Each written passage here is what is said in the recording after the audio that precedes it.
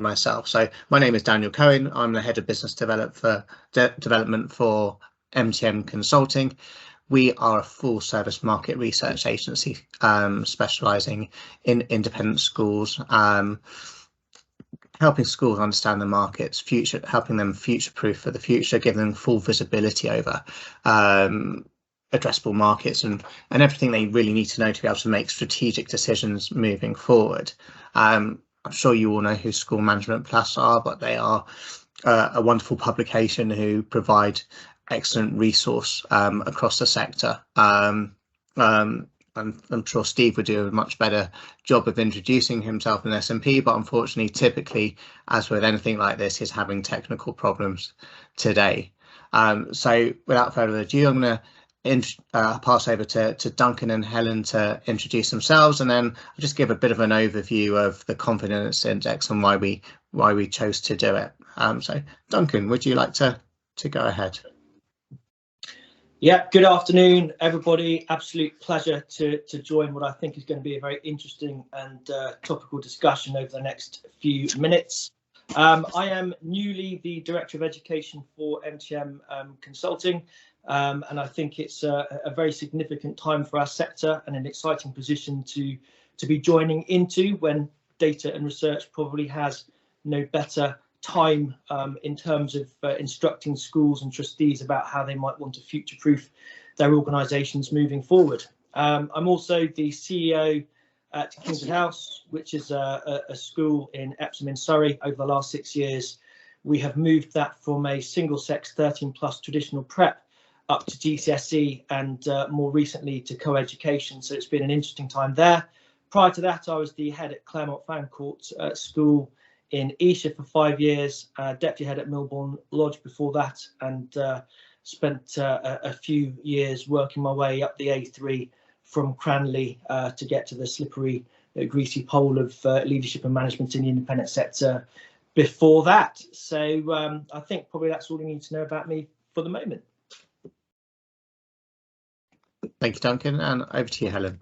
Hello, well, it's a pleasure to be here. I'm very much looking forward to this conversation about this report and digging down a little bit deeper into some of the issues that are facing the sector. And my background, as most people know, is that I was a school principal, school head for 13 years, up till 2014, in fact. And since then, I've devoted my time to working with heads, with schools, a lot of coaching of heads, working with heads on the heads appraisals, recruiting of heads, not just in the UK, but internationally as well. In fact, I do a lot of my work internationally. So there are some really interesting elements there that can be compared across all of those. But fundamentally, I mean, why are any of us in education at all? Is because we really care about the outcomes and we care about the future of young people. And in the independent sector in the UK, we have this opportunity to be able to push this forward, to make a difference, to lead the way, and that's one of the reasons why I'm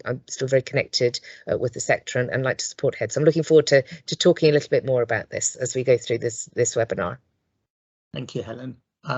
So we decided to do the confidence index because, well, we just come out of a pandemic. Things were all in a bit of flux, and what we've noticed is that not many people were asking people in schools in key positions, so bursars, heads, marketing and admissions, how they felt about things, how confident they were about what is a fairly uncertain future, how confident they were in their roles, where did they see the challenges ahead.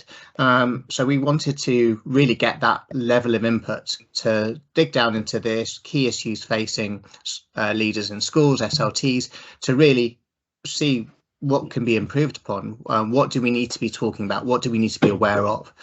And I think there were some fascinating answers and responses that we got. There was one though in particular that sort of stood out quite clearly as a concern amongst each of the groups, and that was well-being, which is understandable, bearing in mind the mental health challenges facing the country as a whole at the moment following the pandemic and just looking at the economic climate at the moment. So Duncan, Helen, as people who hold senior positions in school and held senior positions in school, how do you feel about that at the moment? What concerns do you see amongst colleagues, staff members and parents and pupils? Well, I can kick off with that, certainly, and Duncan, it'd be really interesting to hear what you have to say as well, because the student wellbeing and staff wellbeing, I would say, are very much at the forefront of what people are thinking about in schools, and it takes a huge amount of effort, time, to be able to give that the focus that it needs. I think that's one of the big issues as far as schools are concerned. You know, how can we help support young people? Now, I think partly, of course, this is due to the pandemic, because and that's almost like a scar that's come across our society, our culture, because it's had such an impact. Wherever you go in the world, schools are experiencing that. Children coming back to school after the pandemic have been through an experience that other people haven't been through, and it is over the course of previous decades. And it's an enormous focus, but it's more than that. It's more than just that pandemic. So I was speaking to a senior leader earlier today and talking about how the role of say, being the designated safeguarding lead, or role of the deputy head pastoral, that has changed vastly in the past 5-10 years in every school. Now, any school that is really worth its salt is recognizing that there are issues about identity, issues about family relationships, peer-to-peer relationships. There's a huge amount going on. So I think, Dan, to speak to your point there, that resonates very strongly with what it is that you're identifying. Now, I don't want to take it from the perspective of this is entirely negative at all, because it's an opportunity. And I'm an eternal optimist anyway. I'm very positive about things, but I do want us to think, right, okay, how do we support schools in this? The first point is to recognise it's an enormous impact. I mean, Duncan, I mean, in a sense, I'm hoping that you agree with me in that, because I've said all of this, but is that what you see too? Yes, I do think this is an incredibly interesting change post-pandemic, and I'm going to be relatively careful in not trying to reference COVID and the pandemic throughout this discussion, but I do sort of feel that innately it's connected with every fabric to do with young people and education at the moment. My sense at the moment is that we're on the tip of a mental health iceberg with children. We're beginning to see, I think, the fruition of that. I'll come on to the staff a little later, because I think we're going to be talking about staff recruitment and retention sort of in a separate part of this discussion. And again, I think that lots of what we're going to talk about will necessarily overlap. And just whilst I remember, for anybody who is joining this meeting online, please do post your comments or anything that you want to add into the chat forum, because Helen and I will be the first to admit we don't claim to know everything. And certainly, whilst we want to have a really robust discussion, we would welcome your input. And I think that if there's anything that you want to add in, disagree with, provoke discussion, then by all means put it in the chat, and then Dan will bring it to our attention, and we can add that into the mix. So from the point of view of leading a school, and I'm going to be general about this because I imagine that it's broadly the same everywhere at the moment. The word well-being was a buzzword 5 years ago, but it was probably just that. It probably was just a buzzword.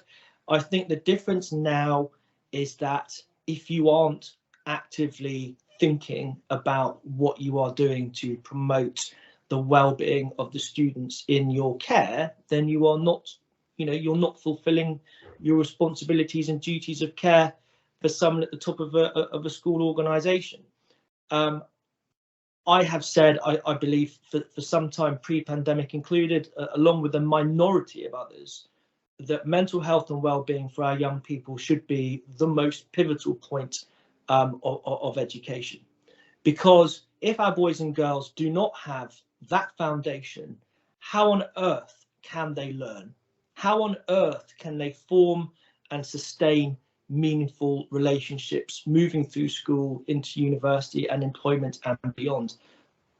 It should be something that is not only embedded in the curriculum of every school, but something that is prioritised. And I believe that inspection teams are now much more rigorous in terms of their assessments and their understanding of how schools are applying wellbeing and sustainability, for example. But I see this as an area of growth still. And certainly I'm going to reference Happy Space UK, which is a fantastic organisation which MTM has teamed up with over the last year or two, who specialise in supporting young people. Equally, there's another great organisation called Tooled Up Education, run by Dr. Catherine Weston, who also again provide fantastic resources for parents and kite marks for schools in this respect. But you can't outsource wellbeing. It has to be ingrained, it has to be embedded as a part of school culture. And the biggest difference I would say now is that that is a prerequisite for a school leader. It should be and has to be the very much sort of top of the tree. I still think that before the pandemic that should still have been the case, but now there isn't. It's not up for discussion. I think that's the biggest difference. I'll be interested to hear other people's views. Well, if I can come in there as well, Duncan, because I think it has all. I think, well, student well-being, the well-being of the child and young person, I think that always has been at the heart of schools, and I would say particularly, I'll maybe stick my neck out a little bit, but particularly in independent schools and British independent schools, in the sense that when you go around the world and people think about British education, then one of the things they're talking about and they're thinking about is about there's partly the rigor of the academic curriculum, but a lot of that is it's also about the development of character, the development of values, the sense of self, the making the most of who you are and developing into the best person you can be, and that requires you to have a sense of understanding and of well-being of self, so that you are able to get to like yourself first. I think that's always been there. I also agree with you, Duncan, that it's become more acute. The issues there are more urgent. It's something that won't just resolve itself of its own accord. It's just, well, if we do everything else right, then well-being will come along. Well-being has been so under attack. Student well-being, staff well-being, leadership well-being, so under attack from all the pressures that there have been and continue to be on schools. That's why, quite rightly, I think it's come to the fore, and you talk about how people can address that, how they can engage with that, and help make it better. Well, it's because that's a bit quite a difficult thing to say. Let's make it all better. Let's make it all fine. And it's obviously not as simple as that, because well-being is a process. It's something that you work with and you engage with over many years. You're just learning as a child to do that.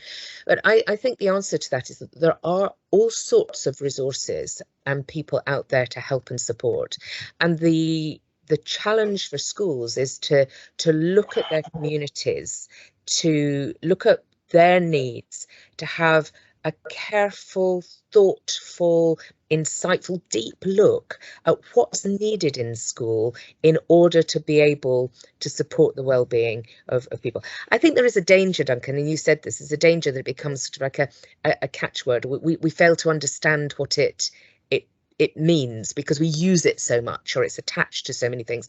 And I think it's worth us thinking of it's the being well. It's that if we are being well, yeah, and they're starting from that perspective. How do we be well in schools, and what does that mean for what leaders need to be thinking about? how they need to be leading from the front. So I don't know if that makes sense, Duncan. When I'm I've got a couple of interesting points maybe to pick up on, and you know, these are not answers, they're questions, but as ever, a discourse of this nature will beget more questions than answers. Typically it's about cross-fertilization. So for me, I find it hard to understand how a school that's too big can say that it does wellbeing effectively. For me, schools that are small enough and personal enough where every student can know every adult has a much greater chance of capturing effective well-being, because I think a lot of it is you know, out and about. It's not something that's just in class or in seminars or workshops. It's a culture, and I think that for me, the most effective way of developing that well-being is a sense where every student feels valued and known. So I do struggle with how that might be effectively addressed in a much bigger institution. Secondly, I also struggle with the notion of what Bear Grylls called in today's Times article an A-grade culture. You know, there are plenty of our schools in this country that are proudly non-selective, obviously in the maintained and independent sectors, that for me, again, have a much greater chance of affecting well-being, because there isn't a narrow curriculum, there isn't that league table pressure.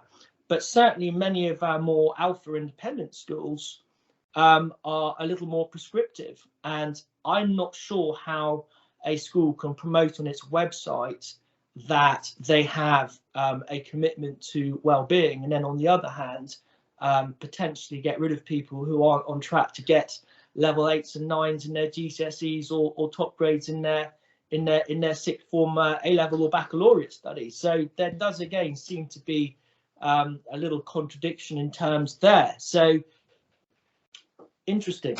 Yeah, I've got some thoughts about that. Dan, you might want to move us on to something else, but there's something there that I don't think that I mean, well-being is not the sole responsibility of the school.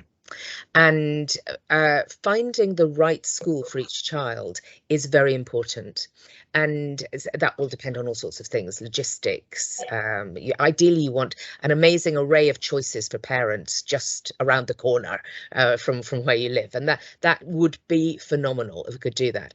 But there's something there about well-being being the responsibility of all of us in society, because a child who's going to a school who schools have different tracks, different pathways, different ways of doing things, but if their profile of who they are does not match with what the school itself can do really well, then that child is not going to thrive there. Now, that may be a larger environment, or it may be a smaller environment. It may be a rural environment, an urban environment. It may be in the UK, it may be overseas, wherever it is. Different children have different pathways. 8 billion people on the planet, and they're all different. And so finding the right place for each child will be, you know, it's hard. You can to do that. I think it is possible to be in a school which is like some of the schools you've described and be very fulfilled, but it will not be for everybody. So therefore, we have to be very careful about the stereotypes that we employ when we're talking about schools, and independent schools in particular, because if there is a kind of a shorthand that for independent school you're thinking about that sort of large school with you know, funny uniform or whatever it is, and certain ways of doing things, then in fact that does not speak to the diversity of the sector and the wide range of different types of schools. And it's not helpful for anybody, least of all parents, because how can they choose when they're being told all the time, well, this is what an independent school should be. Politically, it can be really tough as well. Socially, there are all sorts of elements there. And I think if we could be much more open, honest, accepting, understanding that every child is the best of themselves, let's help them find the best place for where they're going to thrive. That's going to make the chance of being well higher. Yeah, well, we're definitely singing from the same hymn sheet in that respect. My own sort of educational philosophy is that no matter how academically selective or pushy, frankly, a school is, there is always room for a values-based tapestry of education underpinning that. And I think if you get those values right, and they are consonant throughout your school culture, then that has a large percentage of enabling well-being within the school context to come to fruition. I think the parenting aspect is an equally interesting angle, and I know, and again, I'm speaking very personally, but I would argue that there is more and more pressure on schools to adopt the role of the parent, particularly lower down the school. But for example, if you look at the use of mobile devices and vaping as two particularly difficult situations for teenage years and school leaders, educating the parents to some degree has also fallen in to the school's remit. And I guess all of that has a knock-on effect to well-being as well, because again, what you need is that reinforcement of home and school working in unison and partnership together. Yes. That is something that independent schools talk about a lot. I think for maintained sector, that is an incredibly difficult, a very difficult challenge, but one that I think at a political level, we need to try and have some action points to address.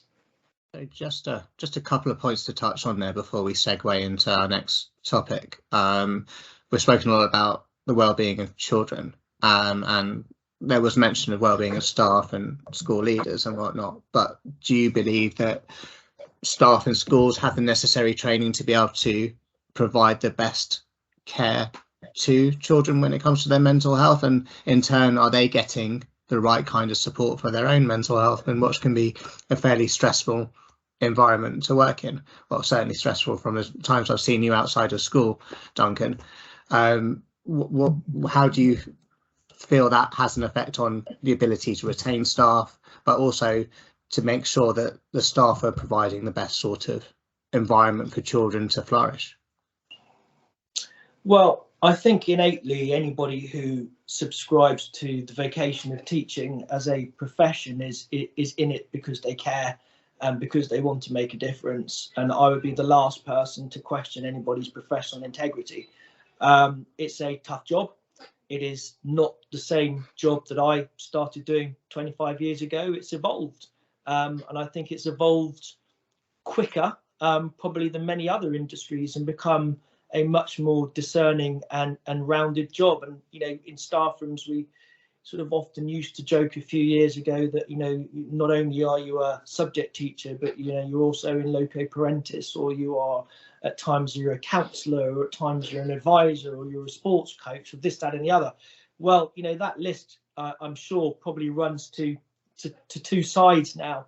And in some ways, the agility and the diversity of that teaching role is what I always really enjoyed. And I think I would speak for many of my pedagogical colleagues in thinking that it is that makes it really interesting, because it is a personal connection between you and the students in your care, and you might be making a difference to them semantically and helping someone become literate, or you might be the difference between them being happy, settled and making friends or finding a new hobby. And those light bulb moments are priceless, and that's why I think people are in the profession to make a difference. So I would like to think, Dan, in sort of direct answer to your question, that the challenges that we're facing now might whet the professional appetite for staff rooms up and down the country. But that said, I think it comes at a cost, perhaps a literal cost in terms of making sure that there is adequate training. And I think, again, most schools are pretty good at that now. Most schools now, myself included, employ a full-time ELSA or counsellor to be on hand to support the pastoral intervention team. But of course, if a child is upset about something or needs to talk about something, whether it's safeguarding related or not, they need to be able to talk to anybody. And that could be anybody ranging from the chair of governors to somebody who works on the grounds. Everybody needs to be equipped and trained and know how to handle themselves in that situation. And I think schools have got a lot better at that, is the short answer. I think in terms of teachers' own mental health, and again, I'm not an expert in this myself, but it's a logical assumption that the more that you take on in terms of other people's problems, that weighs on you. I mean, it's just a logical connection. So I think what teachers need is more time, and of course time equals expense. You know, schools are tightly run entities, and the scale of the economy at the moment is probably an entirely different webinar, so we won't talk about that. But what they need is time. They need training, they need time. That's my answer to that. And if I can just add very quickly, and I know you want to move us on, Dan, but I think they need investment in them, because if they are going to be able to do the best that they can, and no one person can bring up a child, you know, it takes not just a village, it takes a whole conurbation to bring up a child now, I think, in many ways. But if they're going to do their best, then they need to be as well themselves, and it's not just about the self, it's about understanding how they relate to others, digging deeper into themselves. I mean, one of the things I'm a great fan of is coaching for teachers, coaching for leaders, because I think that helps people understand what they can do and what they can't do, where other people fit into the equation, and where they can play a part. And that investment of yes, finances, but time and of depth of understanding. I think all of that is very important. Surely we want our educators in our society to be the most thoughtful, most able, most creative, most all of those different things, because this is the future of our world, and they're in direct contact with them. So yes, investment. I think the other thing, just to pick up on a related note about sort of staff recruitment and retention, one of the interesting stats to come from the data is, I think it's 22% of people who have recently been employed only plan to stay less than a year in their post. And, you know, that's an incredible sort of statistic, really, I feel. And I'm not entirely sure how best to interpret that, but I would say to some degree that has to be related back to well-being. It has to be related back to everybody sort of redefining their life priorities after the last few years.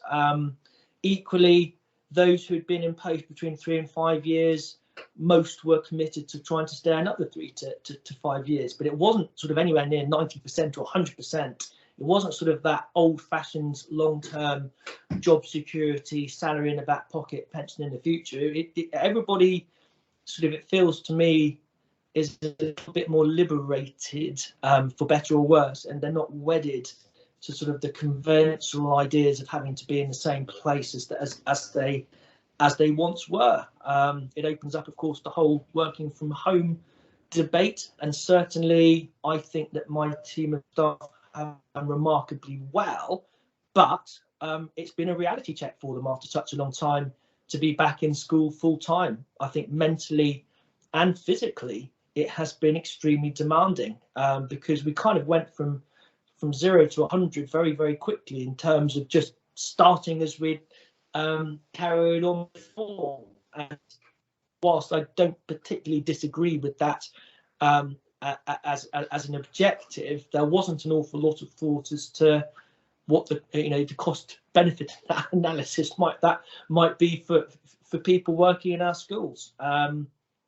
I think again, recruitment, retention. I think I saw also in the data that admissions and marketing teams are feeling more pressurised than ever before, and that may well be the next topic that we're going to come on to in terms of strategy and numbers and competition, etc. But it also is suggestive that a lot more responsibility is being asked of them by senior leadership teams, and not every school has the admissions and marketing person on their leadership team, which again is another interesting point of discussion. It certainly is, and we're going to have another webinar for that in a couple of months. So that'll take up a good hour in itself. I think it links back to what we were discussing before with regards to well-being. If you feel valued in your role, whether you're a teacher or marketing and missions or whatever position you hold, the chances are you're going to feel more comfortable to stay for longer. But staff retention as a whole, Duncan, working in a school day in, day out as the head teacher, finding good quality staff, having them be happy in their position, comfortable, and then wanting to stay. That's surely a key focus in any recruitment drive. And likewise, Helen, when you're advising school leaders and you're coaching school leaders, that must be a topic of conversation which comes up quite often. All the time, absolutely all the time, and for all sorts of reasons and at all sorts of different levels as well. And I think when we've all seen the stats generally and nationally and indeed internationally, there are lots of teachers, lots of leaders leaving the profession, and not the throughput is not there. Given that the population of the world is increasing, we need more and more teachers, more and more school leaders. So it is absolutely an issue. And again, I come back to this point that I don't think it's just the responsibility of schools. Schools are the ones facing the problem. They're facing the issue that they want to have a head of physics and they have sort of 0.5 people applying for it, and that's challenging. That's really challenging. I think we have to have a much wider discussion about how are we going to bring people into this profession, value them, help people see that it's not just something you do because you can't do other things, that it's a very meaningful profession with great career progression, particularly when you think about that fluidity of moving from the UK internationally, moving back to the UK, which, by the way, is actually still quite hard because of often prejudices and stereotypes there are around people. If you've been overseas, you can't be nearly as good. On the contrary, I would say, on the contrary. I think we need to have this wider discussion about how we encourage people. How do we get those messages through? I will say as well that school leaders and school teachers play an important part in that role. They're very influential, and if they are all the time effectively telling their students how difficult their life is and how hard it is, and showing them, then, you know, is it any wonder that there aren't people applying? So there's that. I've got a little challenge in there. But of course, if we can get people to a point where they are genuinely enjoying their job and they feel as though this is something they want to bring other people into and younger people into as a profession, then absolutely we're going to be much more in a much safer place. But it's a very big issue at the moment. Recruiting teachers, retaining teachers, that's a sign of a good school. Retaining teachers and leaders, sign of a good school. And I think it should be an absolute focus for people, for schools to work at that. And I think schools are doing that. What they need are more people to want to come to them. Yeah, I think you've hit the nail on the head there, Helen. Basically, if you distill down everything you've said, it's school culture, isn't it? Mm-hmm. And ultimately, what we agreed for students in terms of their well-being, picking the right environment where they can flourish, and that requires parents to be very open-minded about young people rather than stereotyping them in a sort of a way that doesn't fit their own child, if you see what I mean. The same is equally true for teaching and support staff. When you are applying for a school, you do your research. If you are invited for interview, it's a two-way process, and I always say that, you know, you are finding out about the people with whom you might be working and the environment in which you are going to work, and if you are at the end of it in a position where you like the school, you feel an affinity with the leadership team and staff with whom you're going to be spending time, and you're lucky enough to be offered the job, then, you know, you've got a good foundation for accepting it. If you are not sure about something, then you need to ask. You know, at the time, you need to be brave enough, which I understand is not easy. But if you don't ask those questions at the point of interview, then sometimes you can be seduced by the process and end up joining the wrong career path, and that's obviously when problems happen. So I'm always very transparent about the kind of that we are, and I lay down a bit of a gauntlet. You know, it's not going to be easy working in my school because we have a very proud diversity of academic intake, and that means that yes, the class sizes are relatively small, by comparison to the maintained sector, but you are going to have to differentiate. You are going to have to plan effectively. You are going to have to communicate with different stakeholders like our learning support centre and the parents, in some instances local authorities. But if you get it right here, you can go anywhere. You could go absolutely anywhere. It's a real sort of pedagogical challenge, and it's a nice school. You know, there are decent people who want to make a difference, and even in the independent sector, they are making a difference to the lives of young people who often don't fit sort of the conventional model, even in a prepper, independent senior or maintained school. And I think, again, as a senior leader, if you can sell your school and your school culture and believe in it and be authentic, then that sort of charisma and honesty is also important in attracting people to the role. And of course, there are basics, making sure that your salary is in line or above the state sector equivalent is important, making sure that you have a robust pension scheme. If you're still in TPS, how long is that going to be viable for? What are the other options? Some schools are fortunate enough to be able to have healthcare packages, or in some instances accommodation for certain roles. So again, it's about making sure that all of these benefits, if you like, are part of a package, but ultimately attracting the right skill set and personality types, it is imperative. Retaining them, I think, is much the same thing. It's just being consistent, so that you're not giving those mixed messages, and everything that you say on the day of interview, the day of appointment, is then followed up, so that when somebody joins the school, they're actually nodding and thinking, yeah, this is what I expected, and they're not having that nasty surprise. And there's a discipline around that as well, because and I'm listening to you speaking there and putting all those structures in place and all of that, and at the heart of it's the discipline of sort of like relentless positivity. It's like, we can make this work, we will make this work, we're all in this together, we care for people, and we're here to make a difference, and having that embedded at the heart of the school with clear values, clear vision, that will make the school a home for people, and that community, that sense of community, is what will carry people forward. I think just one more point, if I may, Dan, on this, because I'm conscious of time. When I look around other schools, and I do it a lot, my barometer is often, other than the kids, which are an obvious, my barometer to staff health check is to go into the staff room, and I always ask to do it. And what I hear people talking about, and their body language when they are perceived to be off duty, is very instructive, is very, very telling.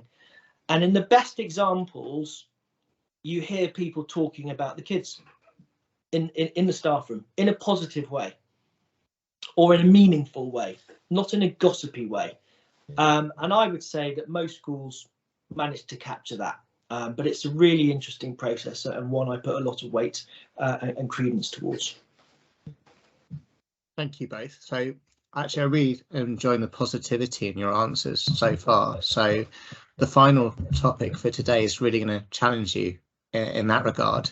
So the long-term outlook for the sector. So there were some particularly interesting stats that came up. In the survey, we asked what's the greatest long-term threats to the independent education sector. VAT and fees, unsurprisingly, was at the top of that. Teachers' pension scheme followed closely behind. Recruitment of staff, which we've already touched upon. But the sector's contracting. There's a lot of external factors in play now that weren't in play then. Cost of living, increase of and energy pricing and energy bills as well. So how, as school leaders and as coaching school leaders, what do you see the future being over the next 12 months? How are schools, how do they get themselves into the best place possible to cope with these possible and actual external threats? Well, I certainly can't pretend to know the answer to those things, but I do challenge that issue of the sector contracting, because the desire for the sector is high. People want a really good quality education, and there are tales of schools galore who've increased in size over the course of the past few years because of the quality of what it is that they are offering. Now, we all have to work within financial constraints, and it certainly doesn't help if there are external hurdles put in place to make it more difficult. And I'm not a tax expert, but it does seem to me that if you're already paying tax, and then you're paying for your child to go to school, and then you're also paying more tax on top of that, that feels a bit unfair, to be certain, around that. To be just that would be my approach to it. However, underpinning it is that desire from parents, surely from our society as well, for a really high quality education. It seems to me that the future of the sector lies in schools continuing to forge that path and making sure that they do absolutely the right thing, that they are beacons of excellence. And of course they shouldn't be islands. Of course they must be working with other schools, with their local community, the community outreach, the focus on social mobility, the focus on supporting the local community with sustainability efforts, all of those things. Absolutely right that schools should do that. They are those engines of development in so many ways. Whatever people who make decisions about the laws, the regimes, the tax regimes, whatever they can do to help in that respect, I would say should be welcomed and should be encouraged. Because it's important.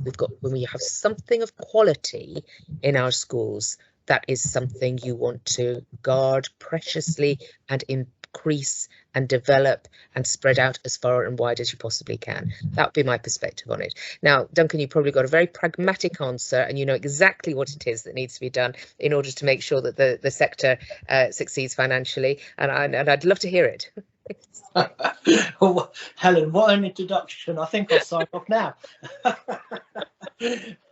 Well, I have to say this is definitely a topic that's close to my heart, but if you're hoping for a concise answer, then you're probably not going to get one, but I will tell you what I think, and then I hope that some of it makes sense to your own context.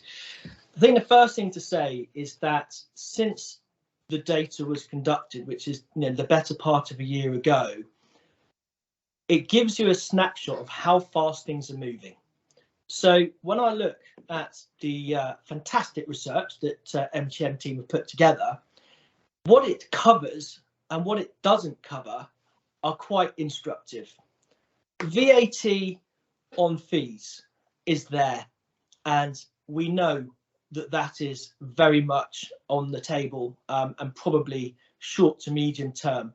If you haven't got a contingency financial plan to be setting aside some money for a rainy day to cover your VAT on fees, then I strongly suggest that you have one. Equally, the potential for loss of charitable status. Again, this is something that will cost most schools a figure approaching 6 figures. And again, it may not happen overnight, but since this survey was conducted, the likelihood of a Labour government has increased exponentially. And you don't need me to tell you what was addressed at the Labour Party conference recently.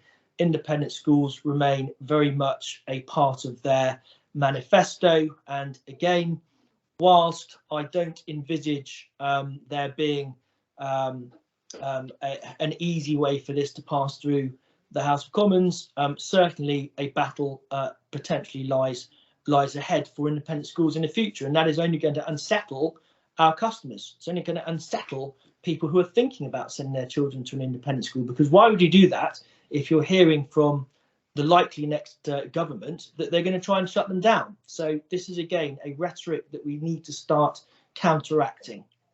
Obviously, since this data was commissioned, we've had the war in Ukraine, and that looks as though it has the potential to escalate. And what does that mean for our economy, which is volatile at best, with an unbelievable cost of living crisis at the moment, and many schools facing their energy bills quadrupling in some instances in the months ahead. Add into that the lowering of birth rates, the difficulty of staff recruitment, as we've already discussed, the fact that lots of state infant and primary schools have really upped their game in the last decade, it means that we are not for once talking about Brexit, which again sort of is remarkable. It seems to dominate everything, and it's pretty much bottom of the list at the moment in terms of things that we have to consider. So where that leads me is 32% of people, according to this survey, said that they were not planning on making any potential development changes to their schools. I suspect that if you were to commission that data today, that percentage would be a lot higher, because if around the board table people are not questioning how they can future-proof their schools now, then they shouldn't be in those positions. No school can afford to take anything for granted in the light of the threats that currently exist to our sector. In terms of what you need, you won't be surprised to hear me say that what you need is context. You need to understand how your school fits into its market, whatever that might be, regionally, domestically, boarding, international. The best way to take any evidence to strategic decisions, and by strategic decisions, I also include the right to do nothing. That is a strategic decision. And if it is taken from a position of informed strength, then that is fine. But you need data, you need research, not just anecdotal evidence from people who think they know the school. You need to go out there and find what the perception is and the reality. And then you can determine your relevance to the marketplace and take some serious decisions. If you want to evolve, I note that there are a number of schools thinking about 16 plus, opening sixth forms, opening nurseries, moving from single sex to co-education, mergers and acquisitions. These are all conversations that are taking place around many boardroom tables at very well-known schools at the moment. But if those are going to be acted upon, or if they are not going to be acted upon, you need to be able to have anecdotal evidence won't cut it. You need proper black and white stats and data to be able to back it up, just in the way that you would do if you were making any other important decisions in terms of your life or your business. So the answer is there are lots of threats out there. They are surmountable, but they need to be planned for, and any decisions need to be rooted in data and evidence. Thank you, Duncan. Can always rely on you to be succinct.